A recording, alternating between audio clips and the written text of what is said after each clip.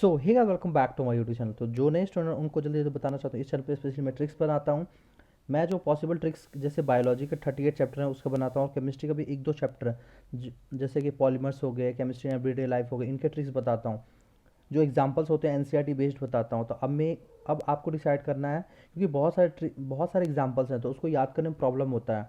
तो अब आपको खुद डिसाइड करना है कि कौन सा टॉपिक आपको ये ट्रिक से याद करना है, कौन सा नहीं करना। अगर आप बिना ट्रिक के याद कर सकते हो तो आप वीडियो को स्किप कर सकते हो, आप ऐसे पढ़ के याद कर सकते हो। लेकिन अगर आपको याद करने में प्रॉब्लम होता है तो आप वीडियो लास्ट तक देखना, आपको ज़रूर फ़ायदा मिलेगा।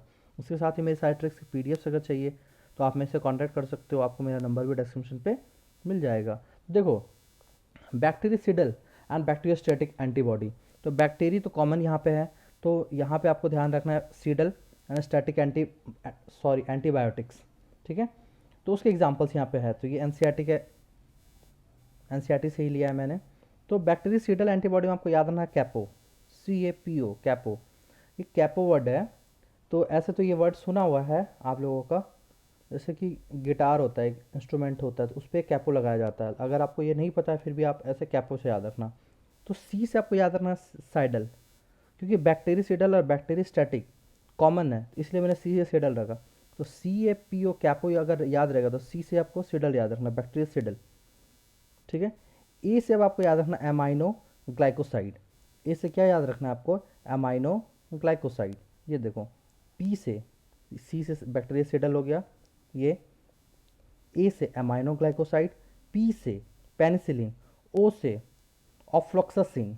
ठीक है, अगर आपको याद करने में प्रॉब्लम होता है तो आप ब्रेक करके याद करो, ओ फ्लॉक्सासिन, याद हो जाएगा एक दो बार पढ़ोगे तो। अब देखो, बैक्टीरियोस्टैटिक एंटीबायोटिक्स, इसमें एग्जांपल आपको कैसे याद रखना है?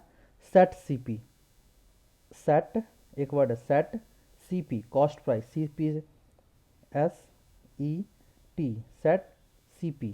CP आप charging pin, cost price, cellphone, कुछ भी याद कर सकते हो। S से स्टैटिक, क्योंकि स्टैटिक क्या हो गया मतलब बैक्टीरियोस्टैटिक, इससे पहले हमने बैक्टीरियोसिडल पढ़ रहे थे। E से इरिथ्रोमाइसिन, T से टेट्रासाइक्लिन एंड CP से क्लोराम फेनिकॉल, सी से क्लोराम फेनिकॉल, इसीलिए मैंने CP लिख दिया ताकि आपको याद करने में ईजी हो जाए। क्लोराम फेनिकॉल, तो ऐसे करके याद कर सकते हो। ठीक है, तो आई होप कि ये वीडियो पसंद आया होगा। अगर वीडियो पसंद आए तो प्लीज़ चैनल को लाइक करना, शेयर करना, सब्सक्राइब करना। Thank you.